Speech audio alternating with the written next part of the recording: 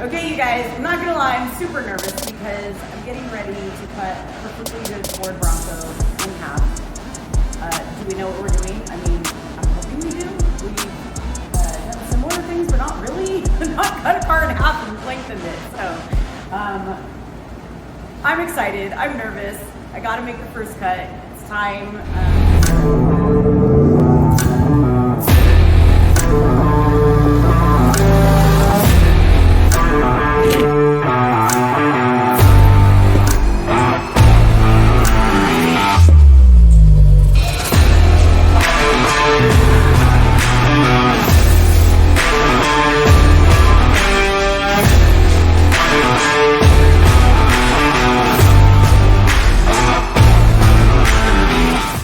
Hello everyone, just heading back to the shop. Been working a little bit on the Bronco again, and this week we were going to be finishing cutting the body in half for the stretch, and you'll get to see all that's involved in that process, what we had to go through, and I guess what the next steps are going to be doing, what we're going to have to finish it up, or to keep moving on it, I guess. But follow along and you'll see all the fun that we got to have with getting it cut apart. Cool, thanks. Yes, I think you're correct in what we're doing right now, is because the next thing we're going to be sectioning it right here. So we need to clean everything up so that we'll have nice areas to re-weld back together. So we're gonna clean all this. You see our Bondo and stuff, huh? We'll grind all this down so it's flat and we can see the spot welds all the way down, so we can take the quarter panel off. And that way we'll have a clean edge to find out exactly where we're gonna cut that straight across to add the section right there. So yes, I think we're just cleaning up that section right there, like you mentioned, so that we can grind on it, weld on it, that kind of stuff. Yeah, so we're getting all the line and then off. everything else. You did this whole top. That's rad. It looks so good. Yeah, no, it turned out nice. It really, other than whatever existing bodywork was on there, it didn't hurt the metal. No, so it didn't. I mean, that's like very minimal from what. So because I mean, if you take grinders and starts warping the metal and everything, exactly, and you want really nice. The least amount of damage, especially to older parts like that, the sheet metal. So getting closer to cutting here. Yes. And Theresa is over here marking where our cut line is going to be. So right now I am taking where we're at on the door jamb, and I am making a mark. And so going all the way across, using a couple different tools here to get that done. We do need to go check underneath, if you can right now, to see where we're at right here. So I just need a reference point. Where the best spots.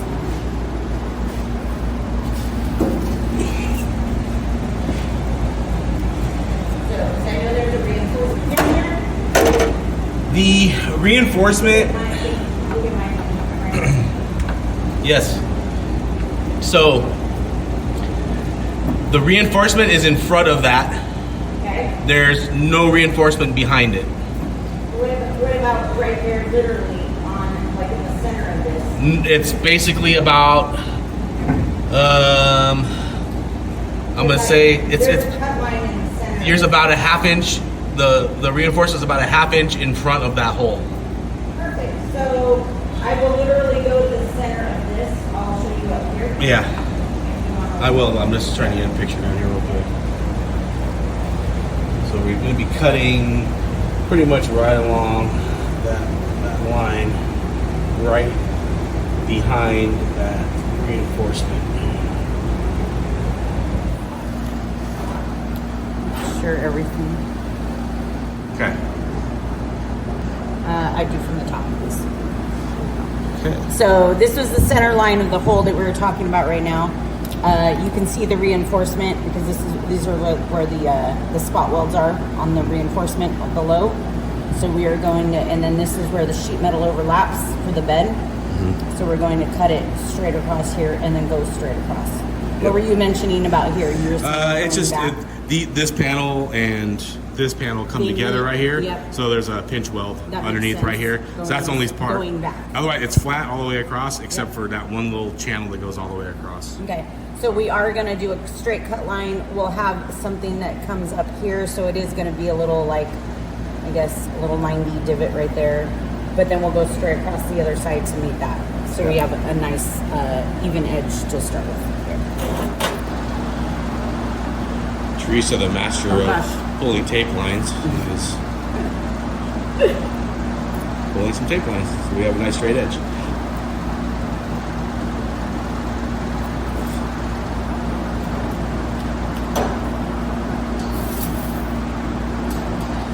Let's take from my face. How was it? Kinda.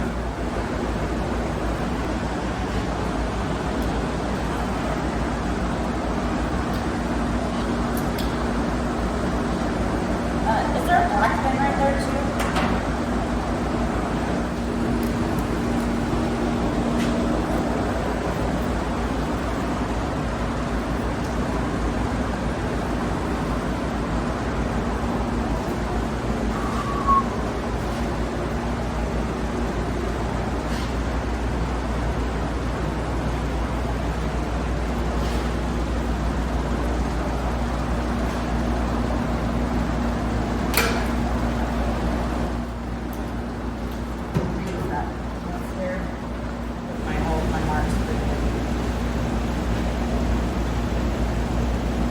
Good to know it's a little square. Nice. I know. Something on this thing is square. Yeah. Good start.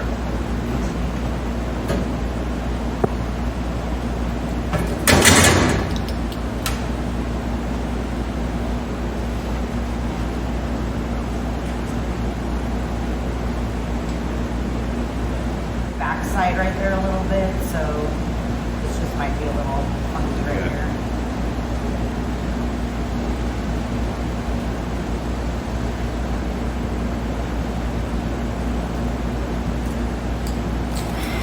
And that's what I think it's marked out. So these are some of the tools we're going to be using to cut our Bronco in half. We're going to be using our 4-inch cutoff wheel, or cutting wheel, our little 3-inch cutoff wheel, Love that thing, my favorite. and our sawzall. It's going to depend on what part of the panel we're going to be cutting on. The big, long, straight sections, we'll probably be using this guy. If we're getting into some of the sections where we need a little bit of depth, we'll probably be using this one. A little more flexible too. Yeah, and then some of the little tiny corners, we'll try to use this guy to get in the little gaps and edges and stuff. I like the 3-inch guy for precision. Or 2-inch? No, it's a 3-inch. 3-inch. Yeah, he's good for This precision. is a 4.5. This is a 3, and then this one can do whatever you want to put. Pretty much. And we have smaller ones too. Yeah, and bigger ones. And bigger ones. So yes, we love the battery operated tools. Always nice to just have those. So Yeah, the battery operated stuff works good for us because we're kind of remote where we're at, and our property shop is kind of spread out. So it kind of gives us the flexibility. flexibility option to kind of go out in the back in the dirt and work a little bit. Sometimes we have to go out, help people out in the desert that get broken down. So we can take our impacts, ratchets, or if we have to do repairs, we can take this stuff with us and go out in the desert and still help people out. And we will typically go with the same brand. So we do have Milwaukee's here, and because it's nice because you have the same batteries. Yep, same battery, same chargers. So Yes. Probably the biggest part of it is having things that match. Yeah. And we just got this big nice guy, so he's nice and pretty and new, so we're ready to use him. Yeah, sure, right. Is that screen too big? Forward a little bit, forward, there you go.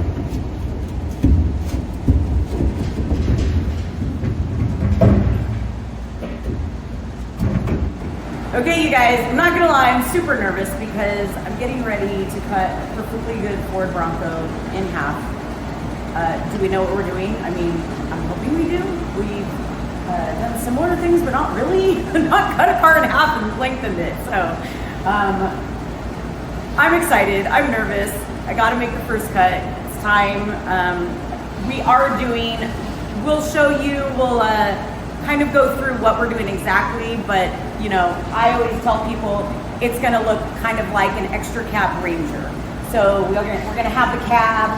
We're going to do about 15 inches of length added to it, and then we're going to have the quarter panel behind that. We're extending that bed section like that. So we're going to be cutting on the actual door jamb itself, creating another piece on the back side of the door jamb so that we can easily remove some of these panels. Because it's going to be a race vehicle, we want these panels to come on and off easily. It's not going to be one whole body all solid put together now. We're going to have individual pieces like that and with a bed so that we can take it off, work on the rear end, do things quick like that. So we have it all in our heads. We have a plan mapped out for it, and so it's time to start cutting.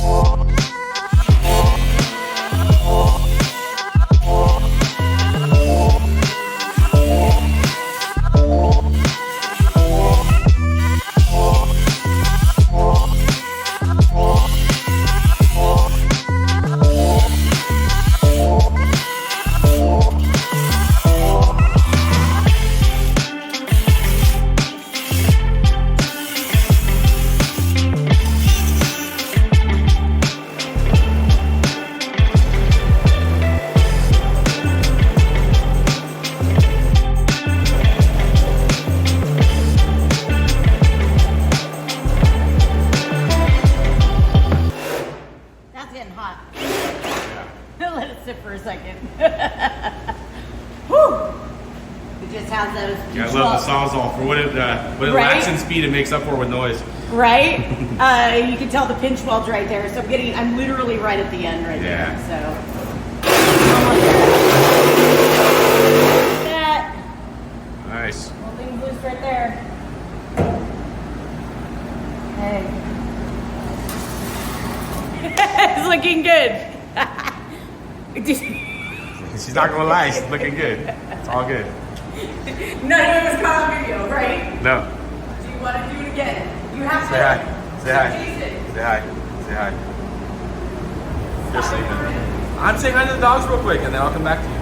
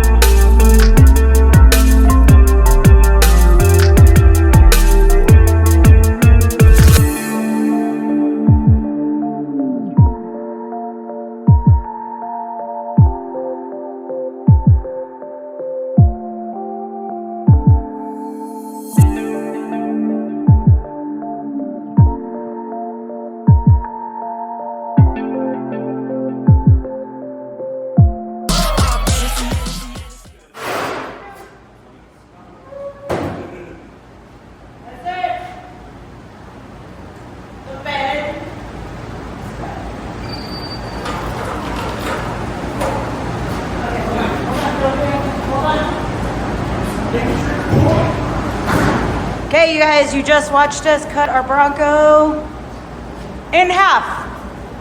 There it is. There's the gap, there's the section. Now Bronco pickup. It's now a Bronco pickup. That is what we are working at. We're going to next extend the frame, so we'll take the bed off of it.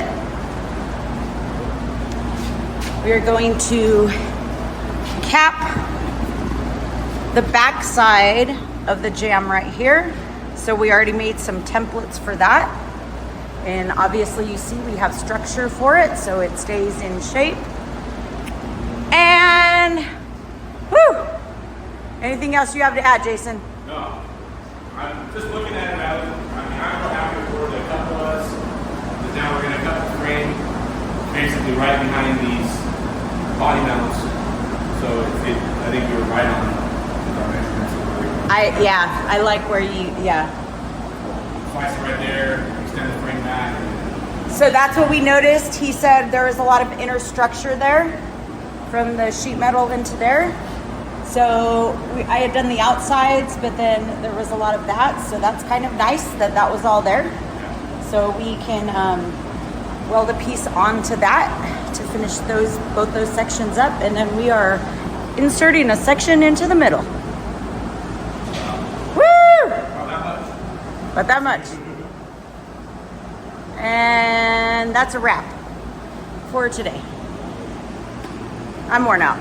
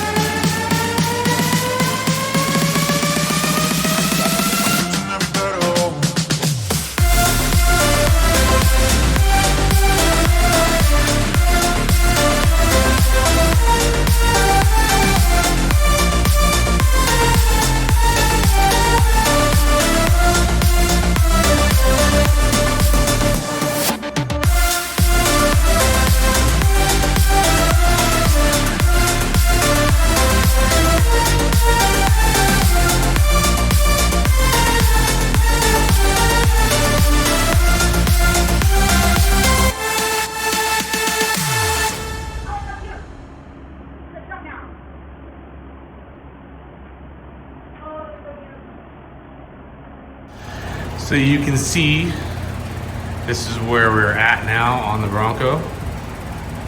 We have our Bronco bed, essentially. We'll be making our little mid panel, extra cab panel, if you want to call it that. And then we're over here getting frame marked out, figuring out where we're gonna be cutting the frame and extending it back. And that's about the amount that we're gonna be going back on the frame. Give you an idea. But I think it came out pretty good. I think we're pretty happy with how everything is sitting. Structure-wise, it stayed together really nice. So, on to the cutting next. Oh, we also got these in this week. Always nice to get a load of tires in. So we're running 37s for the 4500 class. So some Nitto MTs. These are just our starters to get things going on this. So keep things moving along. Oh, Roscoe's got nap time right now. Say bye, Roscoe.